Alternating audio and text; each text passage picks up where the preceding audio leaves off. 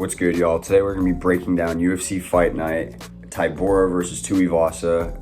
Honestly, a little bit nervous about this main event. I feel like it could go really either way. And sometimes those are the best fights. Sometimes they're the most boring and unpredictable. But you know what? I'm just going to hope that we can get some good luck on this card because last week we didn't do too bad. 10-4 on the channel picks. When it came to my actual parlays, 12-2. 12-2. It was really close to making a full card parlay, as a couple of you probably know from my last video. Overall, 4-4 on main events, not the greatest, but like my overall win to loss, it's not terrible. I'm making you some money, hopefully, if y'all are picking some of my picks. Which, you know what, let's just get straight to them. Anheliger versus Charalampos. Grigoriou. Yo, I'm gonna need to hear John Anik say that or something because that's crazy. But I am going with Grigoriou.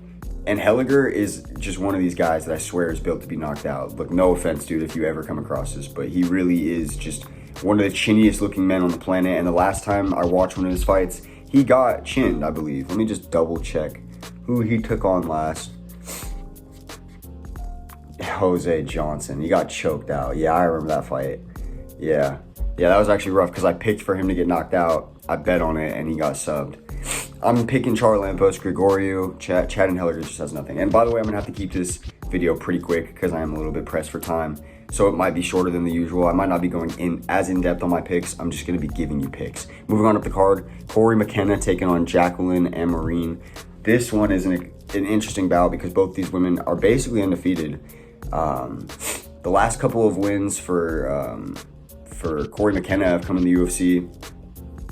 She won with a Von Flue against Miranda Granger and then won a unanimous decision last against Cheyenne Vlismas, who I believe is the girl that like always hops on Joe Rogan. And then we have Jaqueline Amorim, who is from Brazil. I'm a little bit more high up on her. I'm trying to remember what she did last though. She lost to Sam Hughes, which is crazy.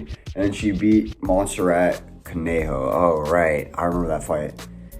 I feel like I would lean Cory McKenna just because of the grappling here, but you really never know. Like the scrappiness of Jaqueline Amorim, I think could keep her in the fight. It's going to be a 50-50. I'm going to side with Cory McKenna, winning it 2-1 though. And then we move up the card, Thiago Moises taking on Mitch Ramirez. Mitch Ramirez, I watched a little bit of his film last night.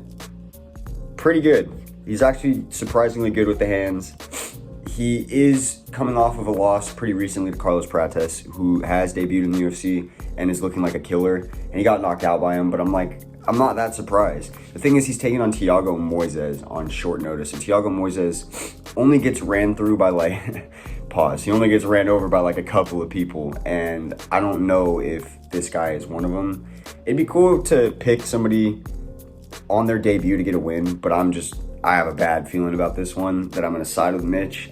And Thiago is just going to run through him like he usually does with people that are at the lower level of lightweight. Take him down and choke him out. I feel like I'm going to have to side with Thiago Moises here. It's just the safer bet. But don't be surprised if Thiago gets caught because this guy can scrap. Then we go up the card. Josh Culibao taking on Danny Silva. This is a great fight. Danny Silva, 8-1, coming out of the US.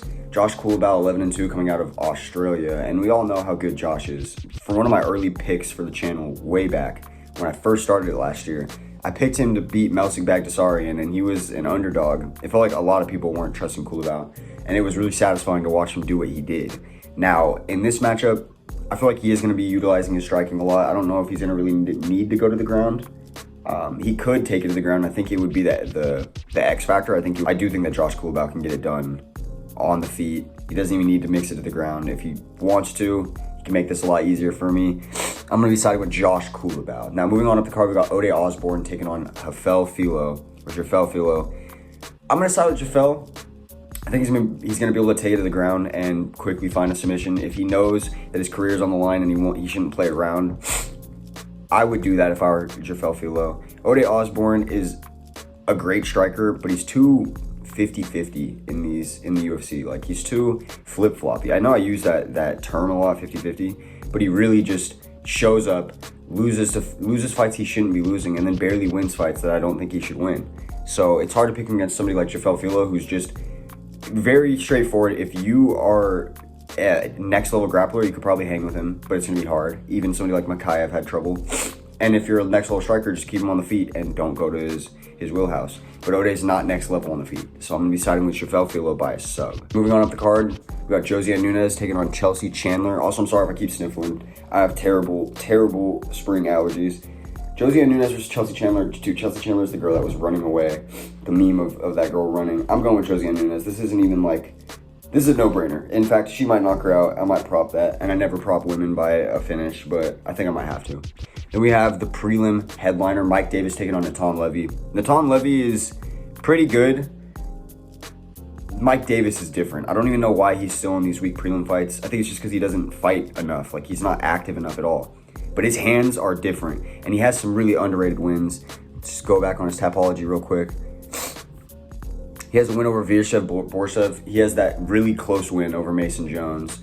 And he had that fight with Gilbert Burns that he didn't win, but that was like his debut in the UFC, which is pretty raw to be fighting Gilbert Burns in your debut. And then he hasn't lost since he has fought in the UFC. Not to mention, I think I learned about this guy because he fought, if I'm not mistaken, he fought Sadiq Yusuf on the Contender Series way back in 2018. That was like when I started getting into fighting a little bit more, like just a year before that. So he just sticks out as one of the first fighters I ever really learned about. And honestly, I hope he gets it done because I want to see him continue his ascent. And moving on up the card, we've got Gerald Meerschaert taking on Bryan Barberena. This is so annoying to pick because we could probably all envision an outcome where Bryan Barberena just finds a way to land his right shots on the feet and Gerald just crumbles. Like I have a clear vision of that. But I'm going to pick against it. I'm going to pick Gerald Meerschaert to be able to just take Bryan, the smaller guy, down with not as much ground game and, you know, stay on him the second you get him there and eventually chase your sub. I feel like it shouldn't be too hard with the size difference, but that's usually where this stuff ends up going completely haywire. So let's just hope. I'm going to go with Gerald Meerschaert. Then we have Pannie Kianzad taking on Macy Chasson. Macy Chasson is actually pretty good. That's why she's 8-3, but she really does find a way to choke fights that she's winning. It's crazy. Pannie Kianzad, I feel like she has nothing for her on the feet or on the ground. I hope this doesn't turn into a clinch fest. I don't know what else to say. I'm going to go with Macy Chasson. Don't be surprised if Pannie Kianzad wins. And then up the card, Christian Rodriguez taking on Isaac Dolgarian, who I always want to side with just because he has my first name. Picked him in his debut. He beat the shit out of that one kid on the ground, like something Marshall, Jack Marshall, something like that, who was actually the favored prospect. But Christian Rodriguez has come out here and just neutralized prospects left, right, and center. I'm going to side with Christian Rodriguez, even though he's going against a dude with my name who I want to win just because of that.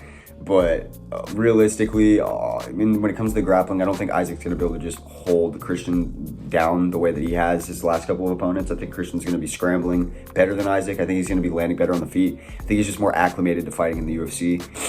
The only thing that's annoying is that this is at 145 pounds, which is weird. They're both bantamweights, but maybe it's short notice or something. I don't know. I'm going to side with Christian Rodriguez getting this one done, continuing his win streak.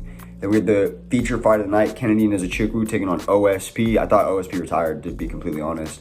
And if that doesn't say enough, should show you who I'm picking here. Kennedy Nzechukwu, who's already not that bad in the UFC. Like, he's already a pretty solid fighter who's taken on pretty solid fighters and won. He built up a little bit of a streak, then lost. Now he's trying to go back up. I think a fight with OSP is probably one of the best type of fight for that. I'm going to side with Kennedy Nzechukwu. I'm going to side with him by...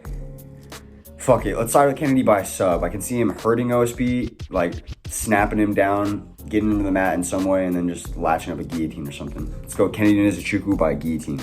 Then we have the co-main event, Bryan Battle taking on Ange Lusa. Let me just double check that Ange Lusa even belongs in a co-main event right now. What has he done? He's coming off of a win over AJ Fletcher and Reese McKee. The AJ Fletcher fight was actually a good scrap. Reese McKee, I mean... He's not the worst, but he's also really not the greatest. And then he has losses to Jack Della Maddalena and Munir Laziz. Again, not the worst in the grand scheme of things, but overall, Bryan Battle has just been smoking everybody he fights. He doesn't make it a close fight with somebody like Reese McKee. He probably knocks Reese McKee out. So I have to side with Bryan Battle. He's just been looking really good, getting some career knockouts as well. I think he can probably get another one here. I'm going to side with Bryan Battle by a knockout. And we had the main event. I'm anticipating it, and I'm also so nervous. Tai Tuivasa versus Marcin Tybura. I'm nervous because I'm tired of floating at 50-50 or going under. It's so frustrating. Usually I build a streak of main events, and it's been really hard to this year. They've just been unpredictable as hell. Obviously, we all know that if Tai Tuivasa gets taken to the ground, it's probably a wrap. And that's what's annoying. Like, if he gets taken down one time, you have to start sweating on your fucking parlays. But Marcin Tybura, on the other hand, if he starts getting hit clean, I could see him folding. I don't think he has as much heart as some of the other heavyweights out there. And honestly, you don't even really need heart at heavyweight. You're taking so much damage. So ultimately, I think I am gonna side with Tai Tuivasa just because I like him. Like, I'm at this 4-4 floating point, and I don't see anything on film that tells me that one person will have an easier time getting into their wheelhouse than the other. Because Ty's just not like a complete, scrub. It's not like you shouldn't be able to just waltz in and take him down, but I think I might have seen that happen in a couple of his fights. So you never know. I'm going to lean with Tai Tuivasa, though, getting this one done by an early knockout. I think it'll be a TKO where, like, he lands one punch kind of clean. The other ones are landing over the guard, but then Marcin just drops because he's taking too much. And, the ref's going to stop it. So Tai Tuivasa by a TKO. That's going to be my picks for the card. Like I said, just going through it kind of quick. Sorry about the sniffling and shit. I know it's so annoying, but I'll catch y'all at the next video, or I'll catch y'all my reaction for this video. We've got 4 fight nights coming up before UFC 300, so let's make the best of it. I'll catch y'all.